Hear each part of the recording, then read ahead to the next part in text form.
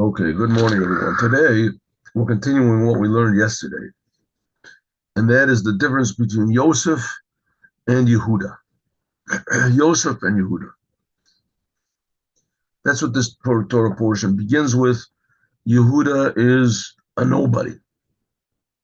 He's one of, 100 million people. How many people lived in the world in that time? He was one of them. And Yosef was the de facto ruler over everybody. So Yosef was the most important person in the world. And Yehuda was one of the least important people in the world. In fact, if the truth would have been revealed to Yehuda, he would have revealed that he was not only an unimportant person, just one of the population of the world, but he was, I say, persona non gratis. He was an undesirable person. He was one of those that tried to kill the king. Yosef was the king of the world, the viceroy of the whole entire world. And Yehuda, years earlier, had tried to kill him.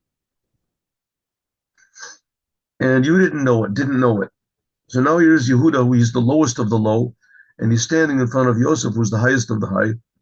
And Yehuda doesn't know that this whole situation is, how do you say, it's loaded. It's a loaded situation. Any second now, it's just going to burst open.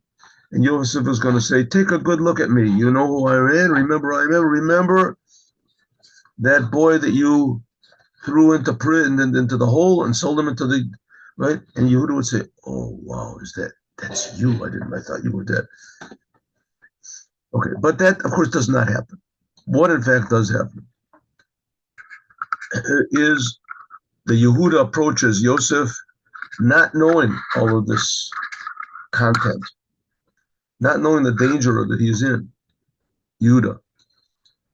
And he approaches with it says for ready to beg, ready to fight. So we're explaining now here that this whole story, even though it seems to be a very one seemingly meaningless episode that happened about 3,700 something 800 years ago, and who cares? I mean, obviously, a lot of things happened in a lot of palaces and a lot of kings, and you can read everything in the Bible. Everything has the. This is of tremendous importance because it's talking about two important principles of reality that God wants the world to realize. Did that sentence make any sense? There's two basic principles. What are they? There is the tabernacle and the temple. The tabernacle and temple. When the Jews got out of Egypt, God commanded them to make a tabernacle. That's what they call Mishkan. And afterwards, when they got into the land of Israel, like a few hundred years after they were in Israel, 440 years after this, so King Solomon built the Mikdash, the Holy Temple.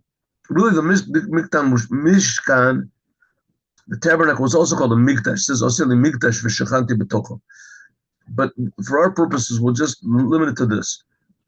There was the Jewish people, as soon as they got out of Egypt, God told them that they had to start making a Mishkan, a place for him to dwell. Actually, as soon as they received the Torah. So they had to make this place to dwell. Okay, so what's the idea? This Mishkan, this holy temple or the tabernacle, whatever, it signifies the reason human beings are in the world, right? What do we say? What's Judaism say? That God is creating everybody. That God is creating everybody constantly. That God is creating everybody constantly and intentionally. Everyone's here is here not by accident, not because of the powers of nature, because of combustion or whatever is oxidation or whatever it's called. People are here because God is creating. God is creating everything all the time. All the principles of science with whatever is oxidation and whatever you want to call it, they're all in play, and some of them can be misunderstood, understood. But the fact of the matter is that God is creating everything right now, constantly, from nothing. Nothing. And he's doing it for a purpose. He's doing it for a purpose. There's a reason why God is creating everything. And that creation, that reason is everyone should act properly, make the right decisions, and act properly. And that's very difficult thing to do. And that's why God is creating the world. For some reason, God wants there to be a world, and he wants us to make the right decisions, and he wants it to be difficult to do so. And that's called serving God. That's called serving God. And we're going to see there's two ways of serving God. One is according to the tabernacle, and one is according to the temple. One is according to the tabernacle, and that is putting an emphasis on the spiritual. Very good thing to realize that God is creating everything, and that there's much more to the creation than you can possibly imagine. And that the spiritual worlds are more godly than this world, to the degree that a person can, one of the mistakes that people can make, right? The bad choices they can make is think that the spiritual worlds are God, but they're not God. They're just creations. But you can't really appreciate God totally unless you appreciate the upper worlds, the spiritual worlds, because then you realize in a much more full way how great God is. God is not just limited to creating me and you and these physical worlds. He creates the angels also. He creates these angels that there's whole nations to think that these angels are gods. They build whole religions on angels. And they're justified in doing so because the angels are very godlike and they're very powerful. They're infinitely more powerful than we are and infinitely more real than we are, in a way. Because one angel can destroy a whole city. We saw what they. So the people are justified in worshiping angels, but that's called idolatry. You're not supposed to. People are justified in stealing. They're justified in lying. They're justified, and that's why they have courts of justice. If the person's justifications aren't up, but everybody has justifications for what they do. It could be that they're bad justifications, and it could be that they're good justifications for doing bad things, right? I didn't know the gun was loaded, and the guy got me mad, or whatever it was, right? That the cash register was open, and I needed the money, and I intended to pay him back.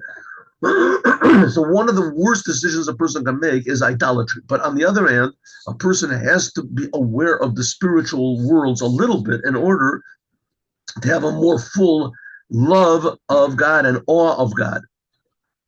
So this idea of appreciating the spiritual worlds and getting to God, that's like the tabernacle.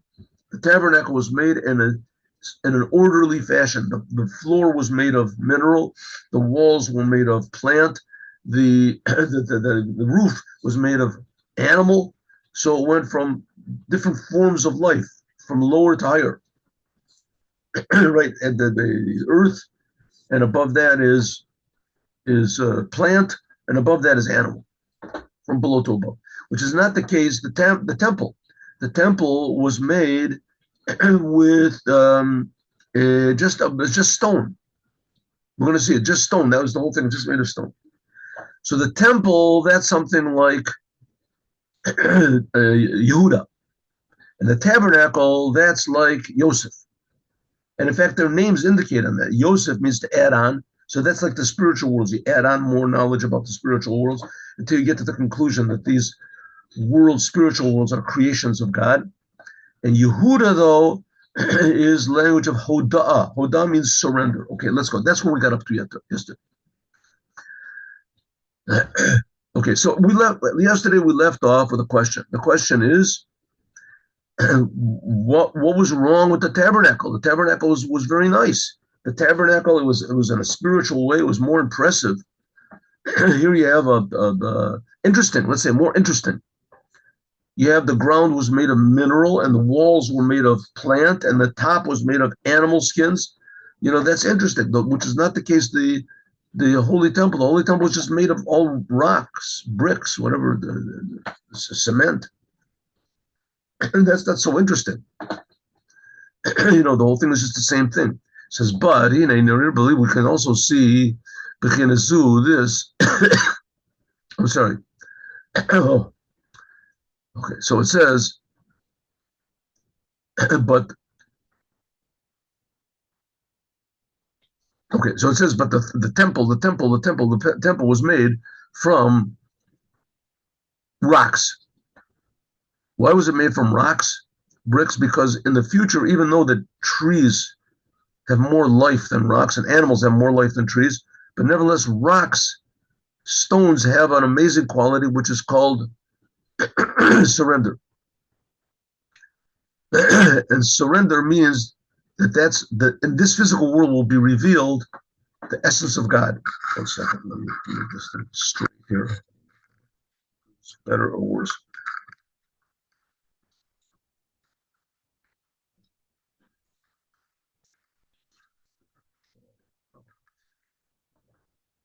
I ordered a new camera. We'll see. So it says that the holy temple, that's something like the world to come, what's going to be in the Elef HaShvi, when the dead raise up. Then it'll be permanent rest. What does it mean, permanent rest? Nothing will impede our service of God. As then titalea, or it's the physical earth will be elevated.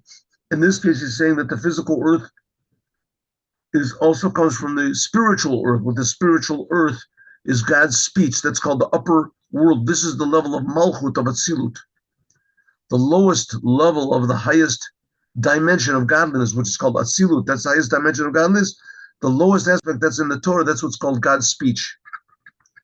And that's what creates this low world. And in the future, that aspect of God's speech will raise up them to be above everything. We'll see that, in fact, earth is above everything else. And we can see that now because everything grows from the earth.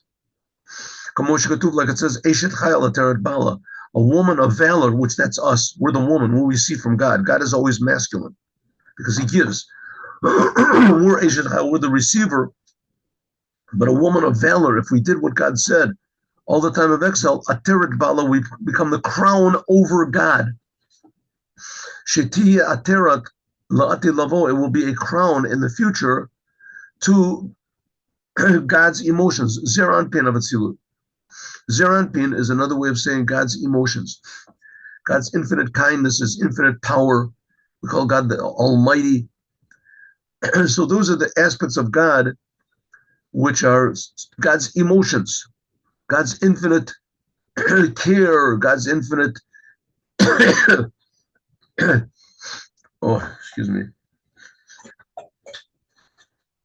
infinite qualities, as humility will be above all of God's qualities. Excuse me. Nowadays, we said that all these qualities that we have of God, that's like the idea of Yosef, to appreciate more and more godliness. In the future, surrender to God will be higher than any possible appreciation that we can possibly have. Why? Because surrender, its source is higher. That, like we said before, the earth rose up in God's thought first. In the beginning, Eretz Kadma L'Shamayim. Remember, that's what we learned yesterday. That the earth is before the heavens. And therefore, Beit HaMikdash, also in the holy temple, Shaya Me'ain, which is going to be like the world to come. What do we say is going to be in the world to come? That all the souls in heaven will come down into the physical bodies. The physical world will be higher than all of the spiritual worlds. How that is possible, who knows? It won't be idea that it's going to be higher, because there's not going to be any higher or lower. It'll be pure godliness, and the place where pure godliness is revealed is in this world, in the physical. Says that's why in the physical, in the future, this physical world is going to be the highest. That's why the holy temple was made from stones and from dirt. That these are domem, these are minerals, dead, silent. They don't move. That's really reflecting godliness, because simply speaking, if you become very spiritual, you become a tremendously holy person, understanding the deepest secrets of existence. Like Rabbi Shimon Bar Yochai, he wrote the Zohar, knew all the secrets of the world, the Arizal. Tremendously holy people, right? But even they'll be the first to admit that the essence of God, they have no idea what the essence of it is. It's above understanding. It's not a thing that you can understand. They can understand the upper worlds. They can understand things that nobody understands. they can understand. But the essence of God is not in the category of being understandable. That's dealing with God like a rock. And that's like the Holy Temple, the third temple. The first and the second temples also. That even the ceiling, even the highest part of the temple, the mezivos and the whatever is the the troughs that go around it, whatever, she'ibichin is makif, that they surround the highest part. Everything is made in the temple. Everything is made from stone. Everything is made from stone. Velom arizam, and it wasn't made from wood, from these cedar trees. Why? Because the first and the second temples, that's how things are going to be in the future. Shebechinas eretz, that the earth was before Eshet Chayla Teret Balak. We said a woman of valor, the physical world, will be the crown over all the spiritual worlds. Why? Because how Shorsha, because of its source. And there's, like we said before, excuse me, 1 minute, excuse me. Like we said before, why did God make this whole business? Because he wants there to be a physical world. He wants there to be a world, and he wants the world to be the place where we're in the physical world, and then we should transform it to be holy. Because the fact is, God is creating the physical world. Says the Rebbe, okay, God's also creating the trees, he's creating the stars, he's creating the heavens. Says, yeah, but there's nothing like the physical world. All the heavens with all the stars, with all the angels, with all the the levels, it's nowhere near as miracle as the physical world. That's the biggest miracle of all, the physical world. And you can see in a way, because the angels, for instance, they're burning up and serving God, but they're not doing it from their free will. They're doing it because that's their nature. That's their nature. And you could say, okay, that's their nature, but that's, it's like a person who was born naturally to be a musician, a pianist. So it's natural, right? So you love it. It's beautiful, wonderful. And then there's a person that's not born naturally, and he has to work really hard to do it. But who cares about that? It says, good, that's the way it is in our eyes, but that's not the way it is in God's eyes. In God's eyes, true success is mainly effort, is mainly your attitude. That's the main thing of success of God. That a person is religious and he does all the commandments, that's wonderful. But if he does it without any real surrender to the Creator, he just does it because that's his nature. He's a religious person. He's really good at it. But he gets his name in the papers. Who knows what? He's a rabbi of a big community. So he enjoys it. It's his job. So but to serve God like a rock, in other words, not to understand anything whatsoever, and nevertheless still try to serve God, that's in a way the highest possible service. That's the reason God created the world. That's the reason God created the world. Surrender from our own free will. That's what's called Eshet Chayla Teret Bala, because of the source. Okay, let's go further. Here we go. We did this yesterday. Near Balil, we can see clearly. Gamken also. 1 minute. Yeah. Near Balil, we can see clearly also. This level, Sheish Ba'oretz, there is an amazing quality in the earth. Mili Yatira, a quality, some sort of an excellence, Shehu Bechinas Abitul, which is the level of surrender, the earth. That there is in it. So up to now we've said that the main thing of the earth is that in the future we're going to see that the lowest worlds are really the highest, because that was what God rose up in God's mind. Says but even before the future, Moshiach comes in, etc. There's also some amazing thing, a quality which is found in the earth that you can't find anywhere else, and that is bittul. What does bittul mean? What's bittul mean? Excuse me, just one moment.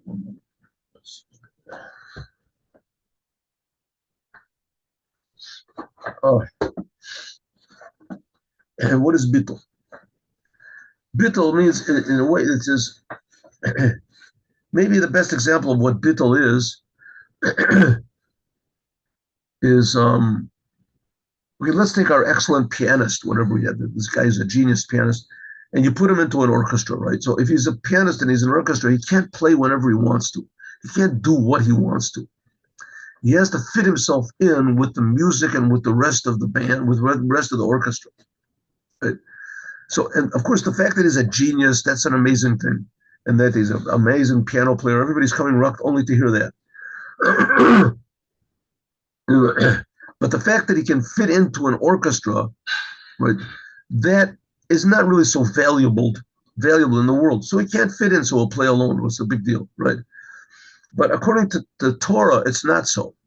According to the Torah, it's not so. For a person to be able to, you say, to fit himself in, to be harmonious, in some ways is better than his talents that he has.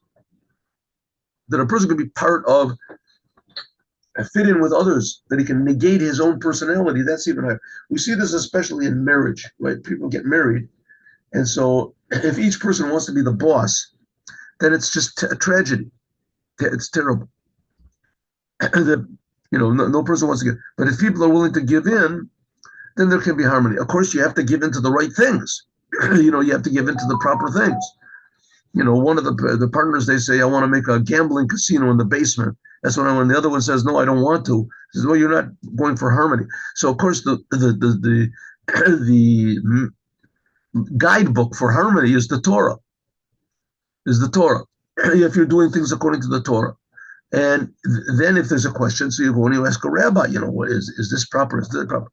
Is that proper to do? But the idea behind the thing, we learned before Tohu and Tikkun. That's not the topic over here, but it's something like it. The idea of harmony, of being able to fit in, hatama. That's that a person can negate himself for a higher purpose. That's a very high thing. That's called bittul. That's what the earth does. The earth, so to speak, doesn't have a opinion, doesn't have a nature of its own, so to speak. That's bittul. He allows everyone to walk on him. You can plant whatever you want into the ground. He doesn't reject the ground. You can build houses on it. You can build skyscrapers. You can build whatever you want to. The earth is just there, waiting for you to do something with it. Bittul this is drawn because of the source of the earth. The earth rose up, like we said before, in God's thought. That this is what we call God's thought. This is chashev ma. Ma, we learned before, is one of the names of God. It's the numerical value of one of the names of God, which is 45. 45. We talked about this before, filling the different letters of God's name phonetically. Like a yud is 10, and if you spell it out, yud vav daled, so it becomes 20. So you can do that with all the 4 letters of God's name, yud, and then hey, and then vav, and then hey. There's different ways to fill them up, and one of the ways comes out with the numerical value of 45. The name of God alone, Yud, and then Hey, and then Vav and Hey, is 26. But filling up the letters, you get a higher number. So one of those numbers is 45. Shehu tachlis abitol. That this is the ability. It's a name of God, right? God is reality. God is creating reality.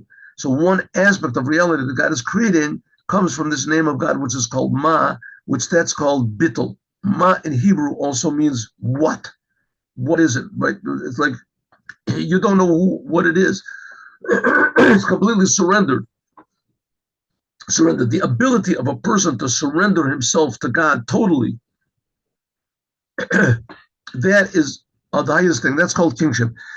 If you read the Psalms of King David, you see that you can see this clearly. You see the Psalms of King David. After you finish reading the first one, any normal person would say, what type of a life is this? What is I'm a king, and everybody hates me, and everybody's trying to kill me, and everybody, my own family, they're all running after me. They're saying bad things about me. I can't sleep at night. I can't work a day. I can't do anything because everybody hates me. God, help me, please. Hey, help me. So you figure, okay, that's it. David HaMelech, he prayed to God. And it was a bad situation, and he prayed, and God will help him, right? Then you turn the next psalm, the 150 psalms. The next psalm, he's still in trouble. And you turn the next time, he's in more trouble. And he's crying out to God all the time. You figure a normal person would say, okay, I see that this is not working, this thing of calling out to God all the time. And maybe I'm on the wrong side. No. King David, he was totally surrendered to God. because he was totally surrendered to God. So he said to God, God, you can do whatever you want to to me, and I'm still surrendered to you, but stop doing this. I mean, stop. What are you making all these troubles for? And King David obviously realized that God is making all these troubles for him because he wants him to pray to God. Wants him to pray, but you're not answering my prayers. He says, that's not your business. Your business, what you get. Your business is what you have to do. You have to give. That's called bittul. Bittul means you just do your job. Bittul, I'm surrendering. I know that what God wants is for sure good, it's for sure the best, and I know for sure that God wants me to change the situation, and I'll do everything I can to change the situation. And if I can't change the situation, then I pray. Right? I pray for the situation. And if my prayers aren't answered, so I realized that's what God wanted. He wanted me to pray, and that my prayers will be answered, or whatever. But God knows what He's doing. That's what's called bittul. That's found in the earth. Just like the earth doesn't ask any questions, as this idea of bittul for us is the same thing. Now, it doesn't mean in Judaism you shouldn't ask any questions. Judaism, in fact, is based on questions. If you don't have any questions, then you're not really being able to serve God properly. But Judaism does not depend on the answers. Judaism does not depend on the answers. A person can always ask questions. Why am I being created? What is God? Why did God give the Torah to the Jews for? What's all this? Why is there so much trouble for the Jews? Why? Those are very good questions, and I don't know the answers to the questions except for the ones I'm giving.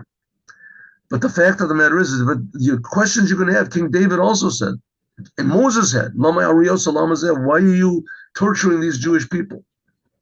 In any case, the Rebbe is saying that the main point of the ground is unquestioning service of God, right? And now any normal person will say, who needs it? I don't need this. I'm a human being. I'm going to act like dirt. Everybody's just going to walk on me. Who needs it? So the answer to the question is, that's a good question. That's a really good question, right?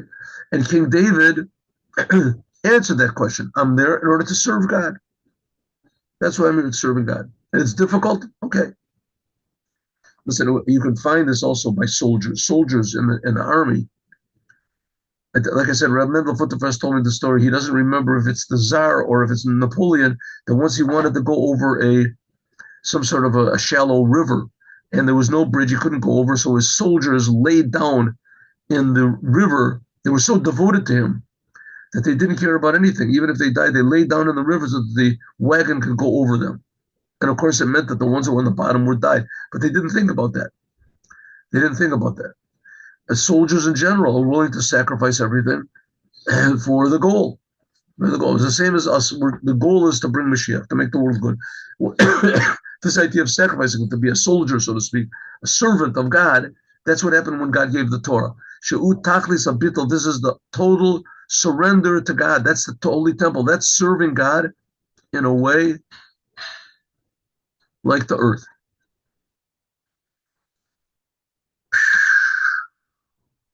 I really did not think I was going to give a class today. Here we go. Like it is written, Moshe Rabbeinu, like Moses said, Nachnu ma, we are ma. That's this level of ma. And the Torah says, who are we? Moses said, we're nothing. But Moses was the most humble person. The Torah tells us he was the most humble person in the world. Why was he humble? Because Moses did what he was supposed to do. And nevertheless, he said to himself, listen, if God would have given these qualities that he gave to me, maybe that person would have done better than me. There's a little part that I'm contributing to my service of God. Maybe someone else would have done better. I can't lord it over everybody. I can't say I'm better than you. I'm better than everybody else because God gave me the qualities. He gave me this ability. Misham, from there is drawn down, from there, from this aspect of, we said, the Malchut of Atzilut is drawn down from the upper earth, is drawn down the surrender to God. And this level will be dominant, Latid level in the future. Liot Ateret Bala, that will be the crown. Therefore, therefore, the Holy Temple, which that is represented by Yehuda over here, who he is surrendering himself to Yosef, that therefore the Holy Temple was made from stones, not like the tabernacle. Like it says in another place, in the Maimer Mashir Chanukat Abayit. It's a Maimer. It's written in the Siddur. Lochach, therefore, Omer B'Gemur, it says in the Gemur about Koresh. Now, Koresh, he was the one that he rebuilt the second temple. It says the Hechmitz, he made a mistake. B'Masha Chazar, that he went, but Siva, and he ordered La'arev Ba Someach. He said, I want you to put big beams of wood into the holy temple. He rebuilt the second temple. He rebuilt it, but he said that he wanted to put big, huge boards of wood. Like it says, Nidvach the oven galal talta. It says there should be, when you build it, you should make 3 parts wood, the nidvach the achara, and 1 part wood, 1 part wood. 3 parts stone. I don't know if that's what I said. 3 parts should be stone, and 1 part should be wood. This is Aramaic. 1 part is of wood in Aramaic. When you built the holy temple, he said, one of the opinions said he wanted to do that so that if he in the future wanted to destroy it, that it would be destroyable. In any case, he made a mistake. The holy temple was not supposed to be made from any wood. Wood. It has to be kula avanim. It has to be all stone, specifically for the reason we said before, because stone shows on true surrender to God. Okay, again, I don't remember if I just said this or not, but we have to remember that God is creating us. Very basic thing. The God of the Jews is creating everything. He's creating us. So he's creating me. He's creating you. He's creating us with a personality. He's creating us with free choice. He's creating us, etc., with talents, with abilities. Everybody has their own character. Everybody has their own excellences and things. Okay, but after everything, we have to remember that we are not the creators, that God is creating us. Right? Science is only serving, in a way, right? It's only serving intellect to understand. It's a commandment. We have to try to understand as much as we can. But science does not explain what reality is. It explains a little bit how it works, or one way of understanding how it works. But it's not trying to understand reality, and that's not so important, right? Like we see with what's in the center of the world. Is the earth in the center, or is the sun the center? So according to Judaism, the earth is in the center, and everything goes around the earth. And according to science, the sun is in the center. You say, yeah, but according to science, they can make proper calculations. So they calculate, with rocket ships and things like that. But according to Judaism, saying that the earth is in the center, they also make proper calculations. And they've been making proper calculations since they got out of Egypt. Right? For 3,300 years, the Jews calculated where the moon is going to be and where the sun is going to be, all the astrological things, when there's going to be a new month, etc. They've been doing it 3,000 years before whoever is Ptolemy, whatever came along, and he made his theories about Copernicus, that the earth is in the center. So both of them work, and it's really not important if you can make calculations saying that the sun is in the center. So make them that way. It doesn't make any difference. But science doesn't explain reality. Science explains what's practicality. Practicality. If those two converge, then we have to go according to what the Torah says. But science does not explain what reality is, where we're coming from, where do we get our reality from, how we exist. And that's what the Rebbe is saying over here. That's the aspect of Yehuda. Yehuda is dealing with, where does everything come from? Surrender to the boss. And our qualities also come from God. God doesn't want us to negate our personalities, but he wants us to realize where they come from so that we use it properly. That's the idea of prayer. That's the idea of prayer. In prayer, this is the bowing down in the Shemona Esrei. Like it says, it's called a kol damama daka, a small silent voice. Remember that it says that Elijah the prophet, and then he went up on a mountain. He had to run away from Jezebel. And he said that he heard a big noise and a big fire and a big, whatever it is, earthquake. And it says that wasn't God. And then there was a small silent voice, that's God. Damama means silent, but it's also domem, physical. These are the letters of prayer. That's domem. Just saying the words of prayer sometimes can be greater than even understanding what they mean. You have to understand what they mean. But a person that prays to God with all of his being, and he realizes that, all the understanding of the Arizal and everything, it's nothing like total surrender to God. There's a story which is told in the Surah that illustrates it maybe better than anything else.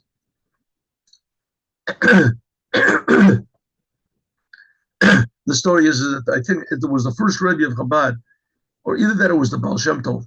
In any case, he gave to one of his pupils all the secret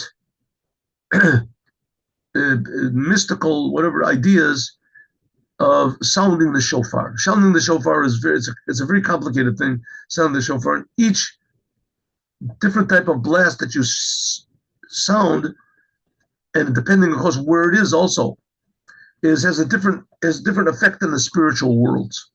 Very complicated.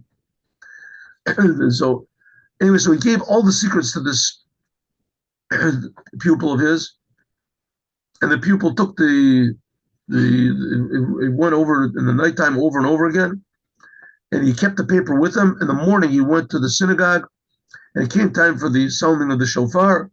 He took out a shofar, and he took out the paper. He realized he took out the wrong paper. He took out a blank paper. So he didn't know what to do. He couldn't stop. So he was heartbroken. On the other hand, he didn't want to make a mistake. So he was just heartbroken. He didn't know what to do. He had to sound the shofar. He couldn't say, "I'm sorry, I forgot." No one else was prepared. So he sounded the shofar with a totally broken heart. And without any intentions, just he was sounding the shofar, screaming out to God. Doo, doo, doo, doo. And afterwards, he went to the Baal Shem Tov to tell him that I'm sorry, and the Baal Shem Tov, that was the most, the best sounding of the shofar I ever heard in my life. You did it with a truly broken heart. In other words, the simplicity of it was worth more than all of the tremendous secrets, and that's how Yehuda is better than Yosef. It says Masha Inkin, which is not the case in the Mishkan. When there was in the tabernacle, then it was made according to the order of the spiritual worlds. And now this level, not like it is now, that plant is higher than earth. Like we said, the heavens are before the earth. When God created the world, he created the heavens first. Therefore, in the tabernacle, the walls were made of a higher type of form of life than the ground. The ground was earth, and the walls were made of shitim wood. The ground was only on the floor. And that's the whole idea of Yosef and Yehuda. Yosef and Yehuda is like the earth, is the heavens. Yosef is like the heavens. Yosef means to add on. That's like the heavens, all these spiritual levels. And Yehuda is total surrender. That's like the earth. So Yosef is something like, the word Yosef means from addition, reboy, increase. That he's adding on more and more and more, becoming greater and greater. That's like plants that grow up high. Like it says, Tzaddik Katamar Yifra. And Yehuda is the thing of total surrender to God, like Moses was, like King David was. In the Psalms, total surrender to God. No matter what God does, it's okay. But God, you want me to serve you, so I'll serve you. But I'll do whatever you want to, God. I want to improve the world. I don't want there to be pain and trouble, and I don't want to get it myself. But if it happens, then whatever you do, God, I'll accept it. I'm accepting, and I want you to change it. That's the whole Psalms. Look at the book of Psalms. That's surrender to the Creator, and that's in a way much higher than than intellect and understanding. It doesn't mean that one negates the other one. It doesn't mean that our goal is simplicity. What it means is that they both are important, but the most important is simplicity. And I'll tell you this story also, because it was a story that was, I think I told it about 50 times, but there was a rabbi, a very successful rabbi, and he was also a scientist. And he went into the Rebbe to speak to the Rebbe privately. He didn't really know the Rebbe, but he heard stories about him. When he came out, he said that the Rebbe knows as much about science as I know. He knows the most modern things. He's really up to date. The most modern inventions and Torah. He says he puts me in his small pocket. He's just such a genius. He knows everything, all Kabbalah and everything. He said, but when we talk about God, he talks like my grandmother. He just doesn't understand anything. Right? He understands all the deepest ideas of Kabbalah and the deepest secrets of of the Arizal, and exactly which page everything is found on and everything of this. He says, when we're talking about God Himself, He talks like my grandmother. He just, in other words, thank God, no understanding, no one, just total surrender to the Creator. And that's why Yehuda is greater than Yosef, and that's why Mashiach is going to come from Yehuda, as we'll talk about more, God willing, tomorrow.